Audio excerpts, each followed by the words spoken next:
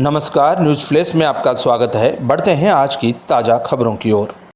विद्या भारती से संबद्ध आदर्श विद्या मंदिर के तीनों विद्यालयों का संयुक्त मातृ सम्मेलन कार्यक्रम बालिका आदर्श विद्या मंदिर उच्च माध्यमिक में संपन्न हुआ। जैन साध्वी शासन प्रभा श्री एवं वात्सल्य सेवा केंद्र बाड़मेर की साध्वी सत्य सिद्धा गिरी के सानिध्य में आयोजित मातृ सम्मेलन कार्यक्रम में सैकड़ों मातृशक्ति मौजूद रही।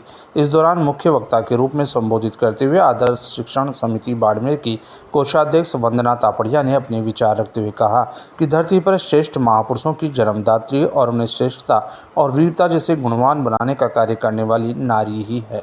उन्होंने कहा कि नारी ही विवेकानंद, शिवाजी और राणा प्रताप की जन्मदात्री है। हम भी अपने बच्चों में श्रेष्ठ शिक्षा के साथ श्रेष्ठ संस्कार देकर भारत के नवनिर्माता एवं श्रेष्ठ नागरिक बनाने की भूमिका अदा करें। हम सब मातृशक्ति उनकी शिक्षा और संस्कार में सहभागी बने। मुख्य वक्ता वंदना तापड़िया ने माताओं से आह्वान किया कि अंग्रेजी शिक्षा के पीछे न भागकर अपने बच्चों को भारतीय शिक्षा दिलाएं। माताएं अपने बच्चे को ऐसे संस्कार दें कि वे अपने माता पिता का सम्मान करें और अपने परिवार और धरातल को ना छोड़ें। बालिका विद्यालय के प्रधानाचार्य कमलेश शर्मा ने अतिथियों का परिचय और स्वागत करवाया। बालक बालिकाओं ने उपस्थित माताओं का पूजन और सम्मान किया। इस दौरान बोर्ड परीक्षा में 90% से अधिक अंक प्राप्त करने वाले भैया बहनों की माताओं का शाल ओढ़ाकर और स्मृति चिन्ह देकर सम्मान किया गया। कार्यक्रम में कृष्ण कुमार माहेश्वरी, जिला महामंत्री कैलाश शर्मा, सह सचिव सुरेश मालू, व्यवस्थापक दीपिका अग्रवाल, गायत्री महेश्वरी, चेतनानंद बोरा, प्रधानाचार्य उच्च माध्यमिक भाते सिंह, प्रधानाचार्य उच्च प्राथमिक सहित 300 से अधिक मातृशक्ति उपस्थित रही। कार्यक्रम का संचालन ममता बाला व राधा चौधरी ने किया। आते हैं, दो दिशाओं की यात्रा बताते हैं कि प्यारे जीवन कहाँ जी रहे हो, ऐसा जीवन जियो जो ऊर्ध्वगमन हो। ऊर्ध्वगमन होगा तभी तो आप विवेक रूपी बुद्धि से कार्य करेंगे, क्योंकि माँ जो होती है वो बच्चे की पहली गुरु होती है।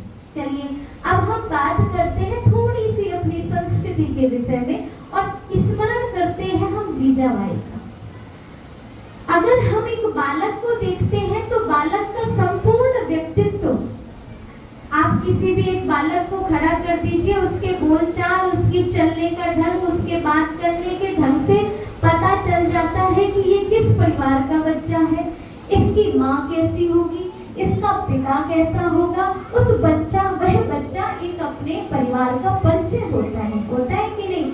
आज किसी बालक ने 98% नंबर लाया या कोई बेटी इसी विद्यालय की 90% लेकर आई तो आज उसकी वजह से उसकी माँ को सम्मानित किया गया कि नहीं। तो उससे पता चल गया ना कि इस बच्ची के व्यवहार से, उस बच्ची के व्यक्तित्व से उसके पूरे परिवार के बारे में पता चल गया। तो इसीलिए हम जब शिवाजी महाराज को, और यदि एक बालिका को शिक्षित किया जाए तो एक परिवार शिक्षित होगा, पुरुष शिक्षित होगा तो एक घर की, एक परिवार की शोभा बढ़ाएगा। और अगर नारी शिक्षित होगी तो दोनों परिवार की शोभा बढ़ाएगी। एक व्यक्ति शिक्षित होता है तो अपने जीवन का निर्माण करता है, और यदि एक नारी शिक्षित होती है तो पूरा परिवार, घर परिवार, संघ समाज, देश और राष्ट्र का निर्माण होता है।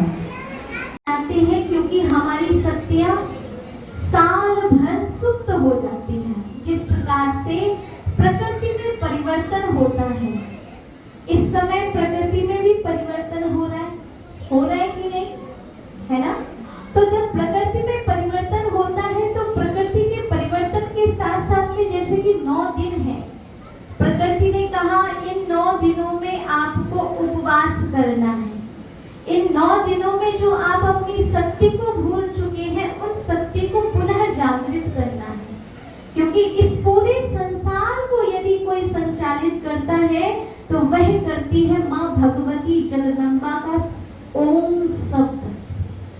चाहूंगी सर्वप्रथम, क्योंकि आज हम मातृ सम्मेलन में यहाँ पर एकत्रित हुए हैं, तो हम सबको अपनी शक्ति के विषय में जानना बहुत जरूरी है। जरूरी है कि नहीं? जब तक आप अपनी अंदर की शक्ति को जागृत नहीं करेंगे, तब तक आप आत्मबल से वंचित रहेंगे। और जब आप अपनी आत्मशक्ति को जागृत कर लेंगे, तो आप आत्मबल से परिपूर्ण रहेंगे, जिसको हम कहते हैं कॉन्फिडेंस, है कि नहीं? अब पीछे से मैं किसी भैया को खड़ा कर दूं कि भैया आप इधर आ जाओ, अगर मैं कर दूं कि इधर आओ, पीछे से किसी भी एक भैया को मैं कहूं कि भैया आप आगे आइए, तो 100 बार सोचेंगे। क्यों? क्योंकि वह जो शक्ति है, वह शक्ति कहीं ना कहीं सोई हुई है। कहीं ना कहीं वह जो शक्ति है, वो कहीं ना कहीं अपने आप को पहचानती नहीं है। तो सबसे पहले आज